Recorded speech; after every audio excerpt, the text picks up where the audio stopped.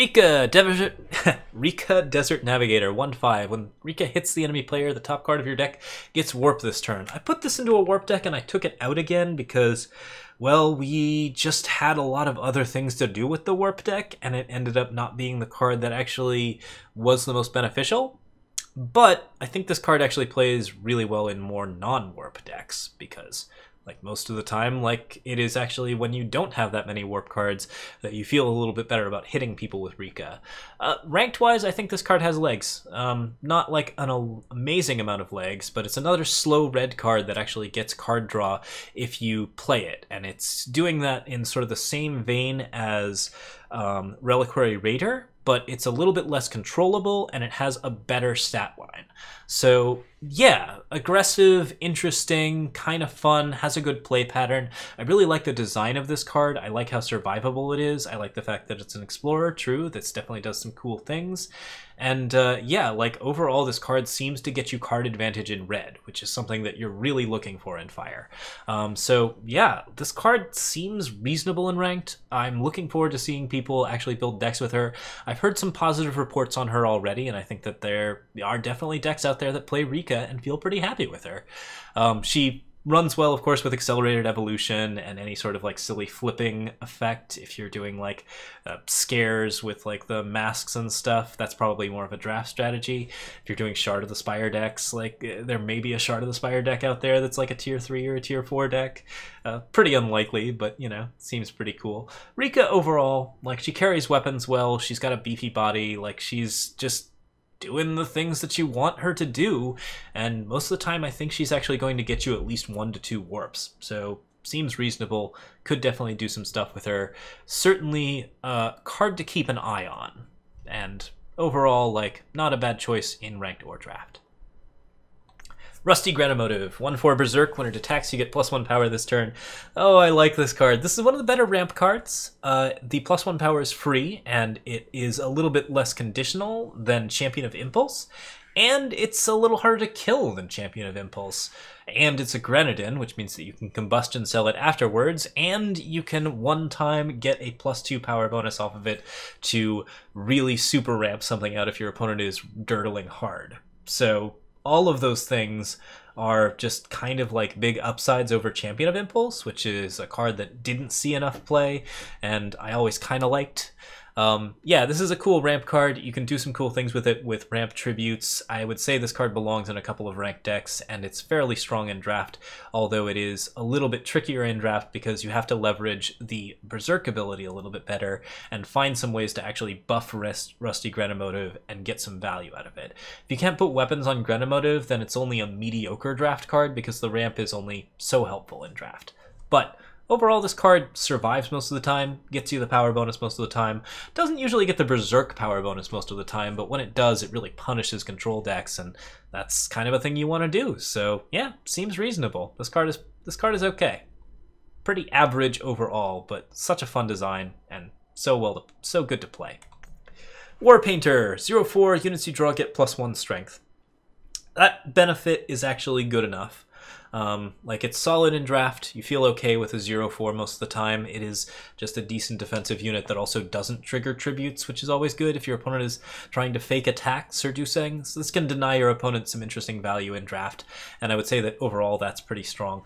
But also, like, the +1 strength is really good. It's good with Feed the Flames. It's good with anything that you can use to draw. Like, it is just like a pretty powerful card to pick up. I've played with this a bunch in draft and I felt pretty good about it. It's, you know, like a stock average card, certainly like not like a bomb that's going to finish your opponent completely, but it's well worth picking up in the 3 slot, and you feel pretty good about playing it most of the time. Yeah, I wouldn't rank it like super highly, and I doubt that I'd play it in ranked, but overall, this card's pretty okay. Won't be pretty.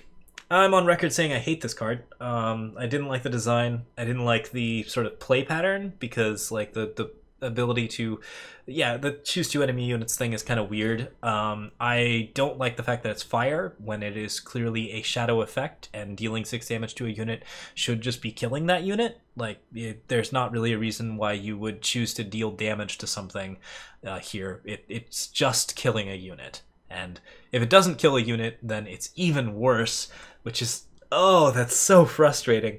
So I played this card. because, you know, like it is a removal card. It is a limited format, like sort of play pattern bonus type thing, and I tested it and I made sure that like it was a card that I actually wanted to play sometimes, and you know, there were times when I put this into my deck because I was lacking in removal, and I hated it. It's really not a good card. I don't like it at all. I think that like the design is still pretty bad. I don't like how it plays. I don't like having it in my deck.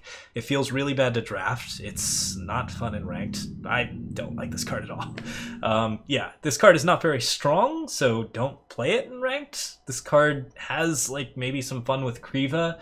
That's the one thing I want to do with it yet. I still want to try playing it with Kriva because why not? But it's bad and it feels bad to play, so don't play it. Clan Wallbreaker, 4/2 Overwhelm for 4. Yeah, this card's got Overwhelm. Definitely not strong enough for ranked. The Overwhelm's okay in draft. There's not too much to say about this card. It does what it's supposed to do, which is wall break. If you are in a stall situation, Wallbreaker can win you the game. But you gotta have a lot of weapons, and the weapons have to be good weapons, and they have to not already give you Overwhelm. So, yeah, it's an okay 4-drop to pick and draft. It's filler, but it does okay. How does it work with Kriva? The way it works with Kriva is that your opponent gets a weapon, a +1/+1 weapon, and then Kriva destroys it to get a battle skill. Oh, not Kriva. I'm thinking of somebody else. I'm thinking of, she's also got a name with a K in it. But yes, the 7 cost that gets battle skills when she destroys attachments. So apologies for the confusion there. Okay, Kriva the Crimson Scythe. A charge 4/2. At the end of your turn, put Kriva into your hand. Summon, play a 0/1 sheep. Yeah, Krill. That's it. I got her confused with Krill. Is it Krill? Is she actually named Krill? Oh, that's an unfortunate name, really. This is the card I'm talking about, I think. No, it's not Krill. It's a Krill with a... Ah, it's Krill with a C.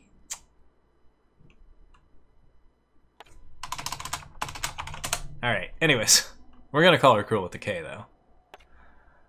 So, back to it. Kriva the Crimson Scythe. Charge, at the end of your turn, put Kriva into your hand. Summon, play a 0/1 sheep. This card's pretty fun. I don't... Yeah, someone's mentioning that her voiceover is, like, really sing-songy and kind of obnoxious, which is a thing... It's a problem with... It's the recurring nightmare problem, which is that, like, the more you have to hear this voiceover, the more you hate it, and that can be a bit of an issue.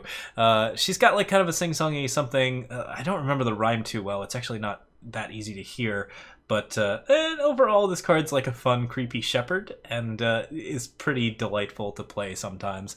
She's a lot of fun. She's a really interesting ranked card. She's an interesting draft card. Having a charge ability that also puts it into your hand at the end of turn means that Kriva can only be dealt with if you have fast spells, which means that you have to enable tributes, which isn't that big a deal. But like, she's also making defenders, which is kind of cool, so she gives you some sort of mild benefit. Leave them alone and they'll come home. Yep, that's it. That's it. Yeah, so, like, as long as you can stomach that sound, I think she's pretty delightful and a lot of fun to play. This is a pretty strong draft card. I would say it's fairly close to being a bomb, just because the summon ability is actually relevant and the ability to evade damage is quite good. Doesn't have evasion, needs to get abilities off of Inspire to be especially effective, needs a little bit of support. But she's hard to kill in draft, and she's really obnoxious, and you can play her pretty much any time that you've got power open, so yeah, you can do some stuff. Seems pretty okay. Like, I would say that overall this card's got some legs to it, and might actually be played in ranked. Someone's mentioning player with Hammer of Authority. That's two sort of okay cards together that make a sort of okay combo, but overall, like, I'm okay with that. Yeah, the sheep themselves are pretty good. Kriva is also the world's best activator for Vault of the Praxis because she's a replayable draw a card for 4. You just get to play her down, play a sheep, draw a card off Vault of the Praxis, and then put her back in your hand. Seems pretty cool. I'm interested in seeing some decks with her. She's really fun in like Praxis-y type decks, I think, and she's kind of okay in Stone Scar decks and Scream decks because she's got some interesting stuff going on there. I don't know if she's going to be like a ranked... She's not amazing in ranked, but in draft, she's quite good. Dramatist's Mask. 4-cost 1/1, your opponent has removal or you lose the game. This card is weird because it really only does the one thing, which is play it on tokens to do First Flame. If you play it in any other deck, it's going to do fun things, but they're not going to be good things. So that's kind of a problem with it overall, but certainly this card as a First Flame activator is a lot of fun. I would say that deck doesn't have a super high win rate, so the card's not amazingly powerful, but it's really cool to build, and it's well worth building. And there probably are some other cool Dramatist's Mask tricks that you can play around with. I kind of like doing this with, I kind of like the idea of doing this with decks that run maybe like fairly spell-less strategies and are trying to just get really interesting aggressive chargers. In particular, Geralt Iceheart is a lot of fun. The First Flame deck, where you just get your First Flame, and the First Flame has Tribute because you sacrifice something with Dramatist's Mask, and the First Flame has Charge, so you get 4 Infernuses and like a huge 9 damage charger. Like, it's basically just lethal. It's kind of disgusting. Every time that you see this card, like, your opponent's just gonna be like, I have an Unseal ready, and sorry. But every time you don't see this card, it's because it's in your opponent's hand and they're losing badly. So yeah, maybe this card has a couple of legs. Like, it definitely does have a really powerful effect, and it's quite good. I really like the fact that there are just a ton of units and Dramatist's Masks in your Void after this card has been active for a while, but most of the time after it's been active for a while, you're also winning the game, so there may not be any way to make use of that. Nonetheless, it's a fun design, it's a cool card, it's a decent ranked card as well. Like, I would say, in draft, playing this card is a little bit tricky because you can kill yourself with it. We've actually done that where we like basically just tried to mill somebody out by making them play all of their useful creatures out of their deck. It's a little hard to do, and you like if you have anything on Dramatist's Mask that actually kills your opponent, then it's probably not worth it to do. But people may be tempted to try it, so be careful that there's something at the end of Dramatist's Mask to actually win you the game if you're playing it in draft. But interesting legendary, kind of fun. Certainly kind of a one-deck wonder for at the moment, but there may be other things to do with it. Scattershot. 3/1, when you play a unit, it deals 1 damage to the enemy player. So this ability is okay in ranked because it triggers infiltrates, and that's really important. Like, the fact that it is just a card that you can play and then play a bunch of infiltrates and get cool benefits out of it is quite good. If you're playing a Yeti deck, you already have some cool Yeti infiltrates, so you feel pretty good about it. The card combo that we obviously have to talk about is Recurring Nightmare. Iceberg Scattershot. If you reduce a Recurring Nightmare's cost to 0, then you can play Iceberg Scattershot, play a Recurring Nightmare, and then play the Recurring Nightmare 25 times to deal 25 damage to the enemy player. A note about this, since we hear a lot of Reddit posts about it, and we're going to announce it to you guys right now, if this happens to you, concede. Because there's no value to actually like letting the combo play out. If your opponent is playing this combo, what they have done is just played 25 nightmares in a row. They've just mashed the button, and they can concede and actually get their win because the server has calculated all of the damage that's already going to be dealt, and they know that the server knows that they have won. So when they concede, they will get the win, and you will just watch the animation if you're sitting there. So important to note, but on both sides, once you're done with the combo, that's the time to quit the game. The combo's kind of dumb, the setup's pretty predictable. Be sure that you don't like let them do it, but like it's not really like if it happens, it's just like if you got Westwind Heralded or other fun things. It's kind of an interesting infinite combo. It's pretty hard to do, similar to the Dramatist's Mask blowout. This is something that, you know, is just kind of silly, doesn't have a good win rate, but is fun to play. So yeah, you'll see some people playing fun infinite combos, and I certainly wish them the best. But keep in mind that this is one of those times where it's actually correct to concede. So, all right. Even if you're a fairly polite person. Jawbone Greatsword. 4 cost 5/2 tribute, create and draw an 8/6 brand without fear. I haven't crafted this yet, but we're going to because I think this card is actually pretty good. It is a better Magma Javelin by a factor of +1/+1. The double influence is pretty tricky, but at 4, that's about the point where it kind of stops mattering. Like, especially since you're probably playing this in like Stone Scar or other interesting formats, like you're probably gonna get the fire. Like, you should feel pretty good about this. Grenadins make for very good tributes, and Jawbone Greatsword has one of the better tributes just because it creates and draws an entire card. Brand Without Fear is a 7 cost 8/6 with Berserk and Summon. You may sacrifice another unit to give Brand Overwhelm. I would not recommend sacrificing the unit all that often, but you can do it to trigger the tribute on more Jawbone Greatswords. That's wrong. You need 13 power to do that, but you know, or 11 power to do that. Yeah, I like this card with the new Gunslinger Wyatt. I am pretty interested in actually getting some cool things going with that. Overall, the thing to note about Jawbone Greatsword is that oftentimes Brand is not the correct choice. Oftentimes it's the correct choice to play it as a 5/2 on a blank board and just start hitting your opponent in the face, because this is a value weapon that deals a lot of damage. Like, it is real good and can do kind of insane nut stuff if you're actually like throwing out those tributes. This card plays well with End of the Barrel because End of the Barrel allows you to get Brand out. Like, this card plays well with other tribute cards. This card seems like a really strong red card that people currently haven't crafted, and once they start crafting it, we're going to see it in some actual ranked decks. Like, I think it's got the stuff that you need to actually play out. I don't know if it's an armory card, because you have to actually use tributes with it, but Stone Scar burn decks, like the Stone Scar Maulers archetype, is definitely somewhere where we're going to see this card, I think. And I'm pretty excited about it. In draft, this card's obviously a bomb. Like, it's just good removal, and it's a good, like, it's got a dude on top of it. Yay. Seems super. All right. This card did get updated, so let's add a little addendum. The brand now costs 6 instead of 7, which is a huge improvement. Like, overall, I would say that this really actually very much improves the ability of the card to play Brand and use Brand in any sort of aggro deck, which is where Jawbone Greatsword most often belongs. I don't know if this card is quite as usable in sort of more controlling decks, but maybe so, maybe so. Anyways, it is just a really good flood protection card that gives you something really cool to do at 6.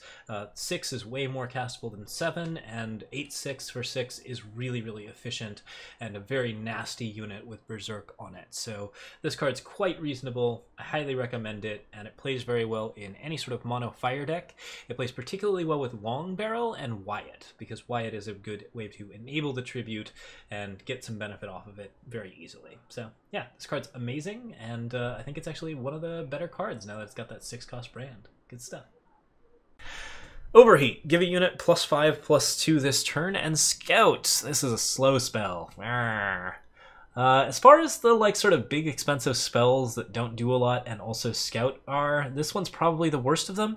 It's kind of a good Berserk enabler, so there's reasons to pick it, but you pick it pretty low and you pick it after you know you have the right synergy for it.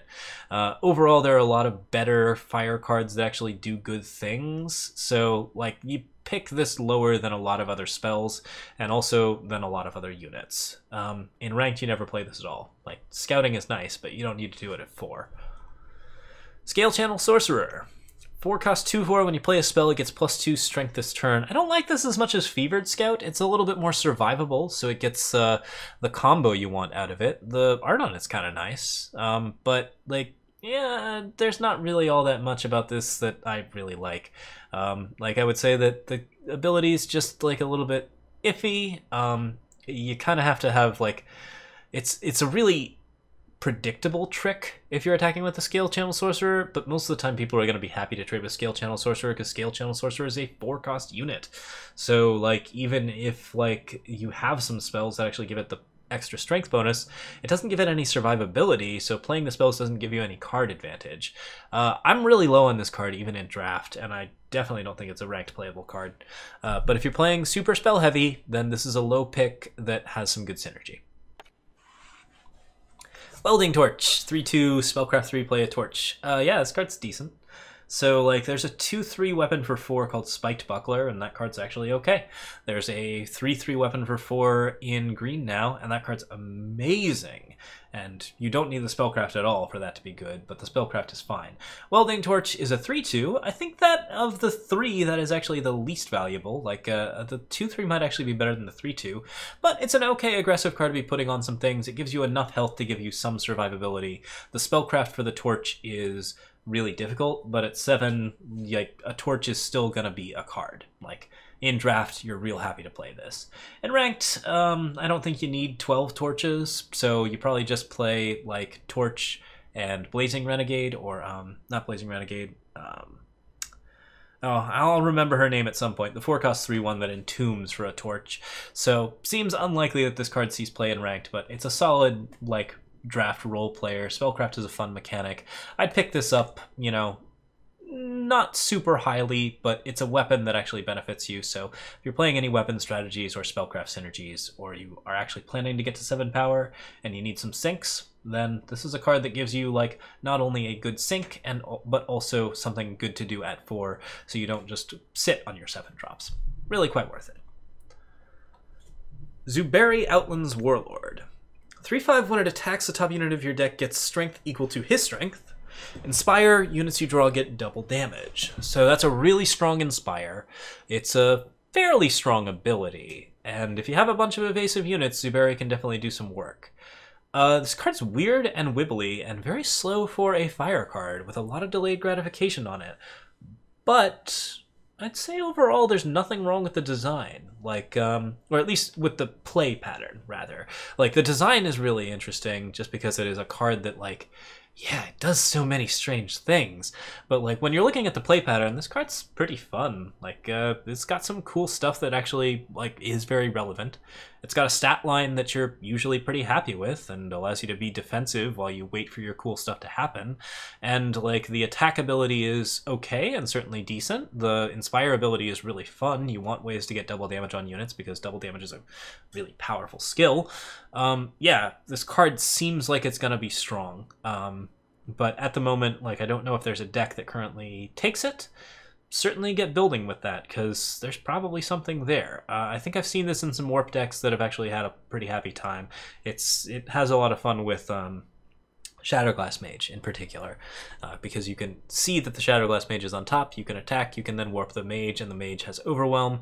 So with, like, Overwhelm units in particular, Zuberi is kind of cool, and if you can find some cool evasive unit decks, yeah, this card's got some play to it. Like, it's a solid, like, B+ on pretty much everything, but you feel great about that B+ because it doesn't really have any drawbacks. It's just slow, and slow is fine. Fiery Fisher. Deal 4 damage to an enemy, tribute Overwhelm. So yeah, this is a removal card, so you want to play it. It's a poor man's Obliterate, so you don't want to play it in ranked, but in draft you feel fine with this. This is a card that kills most things to actually get you damage across, and in some situations it gets you lethal, or it gets you, like, a fairly decent, like, Overwhelm ability. The tribute's not terribly relevant, but it usually actually does make a difference because you can often get the tribute by trading some units and then blow something up as the aftermath, which also happens to deal damage to your opponent. All of those things are things you want to do. So Fiery Fisher is just, like, a pretty good removal card, and removal cards are very highly valued in draft. So do that, but don't do it in ranked. Oh yeah, well, the art world, this one is interesting because it involves elves. I kind of, like, yeah, there's something going on with elves in this storyline where we're actually, like, looking more possibly at the Lothrai or possibly at some sort of, like, elf tribe. Yeah, I'm not sure about, like, the art for this card just because, like, there's kind of a weird surprise look on this elf's face that makes it a little bit more comedic while the fire itself is generating sort of a dramatic feel. So yeah, there's something weird going on there, but, like, yeah, overall the card doesn't really demonstrate kind of what it's doing. But it's, yeah, interesting card, kind of fun to play with. All right, Grave Marker Oni. Tribute, draw a weapon of your choice from your deck. This is a pretty good tribute, right? Like, it's not a rise to the challenge, but it's actually okay, and you feel okay here. Like, I would say that this card is reasonable in draft, and Probably not too playable in ranked just because that stat line is so bad. But if you can get the right tribute for it and you get a good weapon out of it, maybe you don't feel terrible playing this. I would say it's pretty unlikely that this sees any play in ranked, but in draft, yeah, basically, if you have a weapon you like, play Grave Marker Oni. If you don't have a weapon you like, don't play Grave Marker Oni. So that means it's a later pick, but it might be a strong one. Robo Buddy. Oh, this card is fan servicey, huh? 1/6 charge, infiltrate, create, and draw a 0/3 helpful doorbot. Because helpful doorbot is so dang helpful.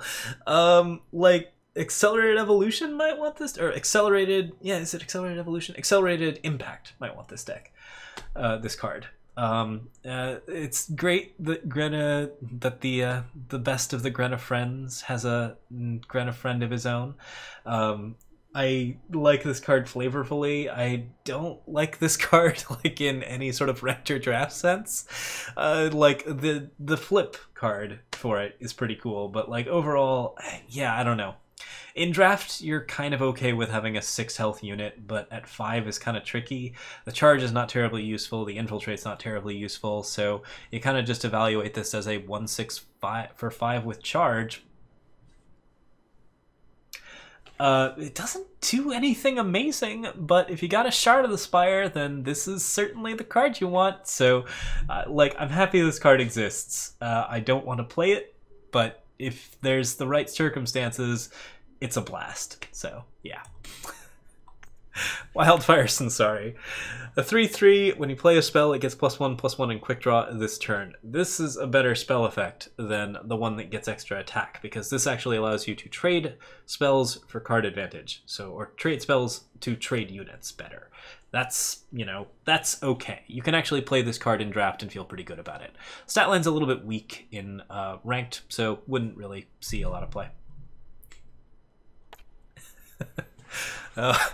Jet's getting mad at me for slamming on the Doorbots. 8 Doorbots, it's true. Yeah, no, we'll build the Doorbot flip deck at some point. It'll happen.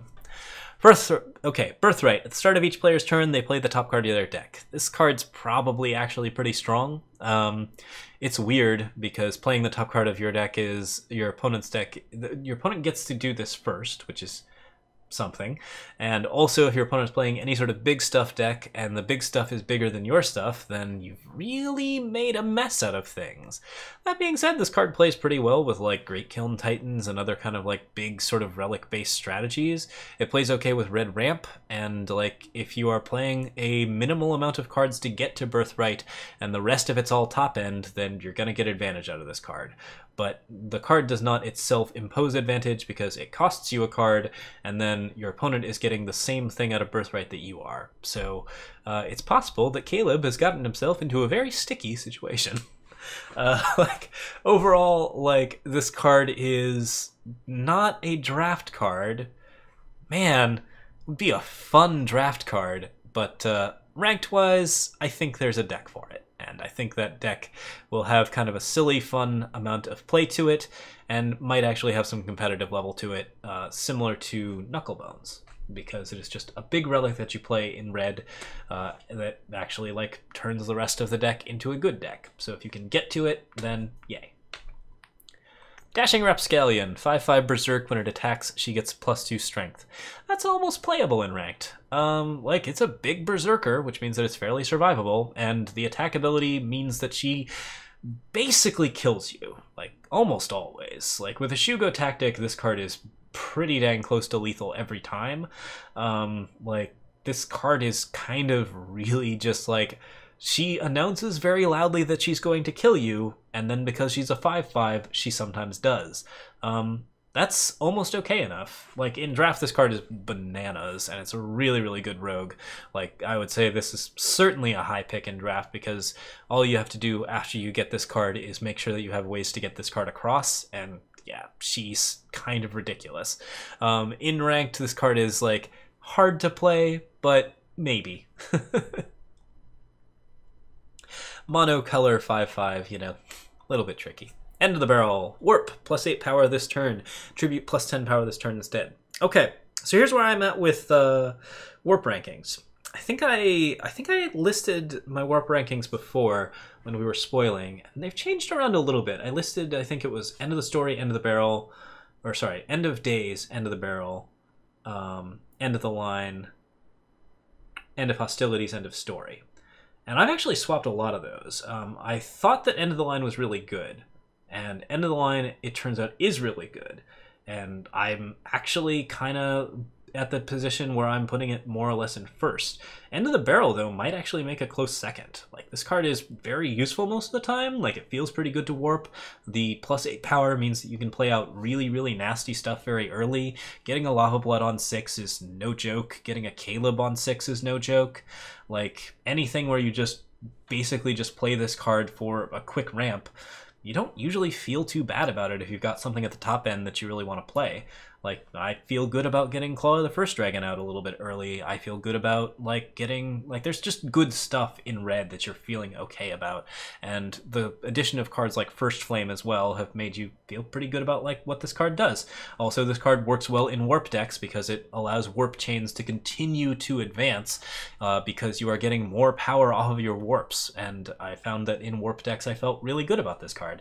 So, yeah, this card sees a lot of play, I think. And I think it's really useful in a lot of different decks.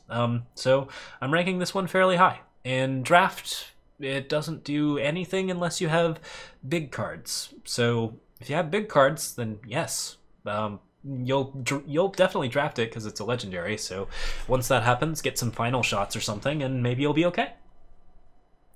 Pyro Elemental, 4/3 for 6. Costs 4 less if you have played a spell this turn. This card's pretty reasonable in draft. Maybe has a future in a fire aggro deck, because getting a 2-cost 4/3 with charge is actually still pretty good stat lines if you are playing some 1-cost cards like Mindfire and Temper and Torch. And Hot Blood Barbarian in particular enables this card in a very serious way. Yeah, this card should be picked fairly highly in fire. It's a really aggressive, it's really very well statted. It's okay to play as a 6-drop, so like overall the draft for this feels really good. I like the art for it a lot. Like, it's a very good fire elemental overall. There's a lot of very good fire elementals out there, but this one does the power and speed. Like, it just feels like it's got the right stat line for it. So yeah, there's a lot of good going on there. Yeah, this card is really, really good in draft, and I've enjoyed playing it most of the time. Hard casting it is a little bit of a pain, but you still feel okay about that, and there's a lot of Spells Matter stuff in fire that makes this much more castable, at which point it really has an impact on the board. And ranked, maybe one deck's gonna be okay. Core Scavenger, 5/4, give one of your units +2/+1 while you have Core Scavenger. Okay, it's a Sentinel, so you can sort of keep that in mind if you're trying to play Sentinel bonuses, but really this card is not giving you enough stats to ever be a ranked playable card, and the initial tests in draft found it pretty wanting.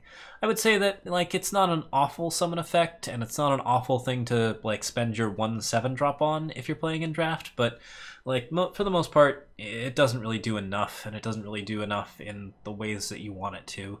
So the overall stat line here is 7/5 for 7, and while you do get to divide some of that onto, like, a flyer, yeah, like, that's usually not good enough. But keep an eye on it if you have a decent amount of evasive units, and you have, like, a low enough count of playables that you want something to do at 7 power. Final Shot. Yeah, this is worth it in draft. Ranked-wise, probably don't play it, because 8 to play a gun down is not that great, and Quick Draw on a 5/1 is okay. You know, like, it's not unreasonable, but I think it's pretty unlikely to play in ranked, especially since the spellcraft is very cheap once. Yeah, this card is really, really pretty decent in draft because big, huge weapons with evasive abilities attached to them are pretty strong. So I'd say that this card is okay to play at 7, and you feel pretty good about playing it most of the time. You do have to, like, actually get to 7. You have to have the deck that gets to 7, but this is a reasonable use of your time if you're at 7, and it's a really reasonable use of your time if you're at 8. So, seems good. First Flame is the last one of the night. So this is an 8/8. Whenever you or one of your units hits the enemy player, play a 3/1 Flame Fang with Reckless. We've talked about this a little bit already with Dramatist's Mask, because that's the obvious lead-in. Dramatist's Mask on a bunch of tokens plays First Flame with the Tribute. The summon is a 5/5 Infernus. The Tribute is play 3 Infernuses. So in total, with a Dramatist's Mask, this is a 9/9 charge with 15 power worth of Infernuses. Good. So First Flame has a really simple job, and it does that job well, which is that it gives fire something to do above 10 power. Like, it gives fire something to do with all of that ramp that it's been slowly accumulating and generating for a really long time. Right now, Fire's top end has, like, up until Fall of Argenport, Fire's top end was Great Kiln Titan, the 8-cost 9/7 that plays the top card of your deck. And cards like Birthright, cards like Dramatist's Mask, like, these are really fun Fire designs, but Fire needs something to do with all of that ramp and all of those interesting cheaty spells. First Flame does that job admirably. It is a good aggressive card. It has an onboard effect that's reasonably powerful. The summon effect is very good. The tribute effect is very good. And in any sort of form, like, when you play this, it gets some form of advantage. Maybe it's a little bit of damage and a free Flame Fang. Maybe it's a lot of damage and multiple free Flame Fangs. Maybe it's just that it is, like, a huge unit and you get to, like, trigger some cool stuff later. Like, this card's slow for Fire, and it isn't the win con for Fire for the most part, but, like, usually when this comes out, your opponent is dead, and that's kind of what you want out of the Fire deck. So, yeah, I'm pretty up on this card. In Draft, like, you can't play it. I think the only way you can play it is if you get End the Barrel or Dramatist's Mask, but it's probably worth picking anyways, because you're going to want it, but you can't play it. In Ranked, this card is sweet. This is definitely, like, the ultimate elemental. Like, I love the design. I love the play pattern. I like the art. I like everything about this card. I'm really, really up on this card overall. And yeah, that's pretty much where we stand on it. Like, it's really, really cool that slow Fire decks have some sort of pinnacle to aspire to beyond 8-cost Caleb or 8-cost Great Kiln Titan. And this card does that really, really well. Yeah, so good stuff. All right, that's it for the Fire card reviews. Thank you guys so much for watching. To the YouTube folks, thank you. Feel free to like or subscribe, and I will see you guys next time. Cheers, everyone.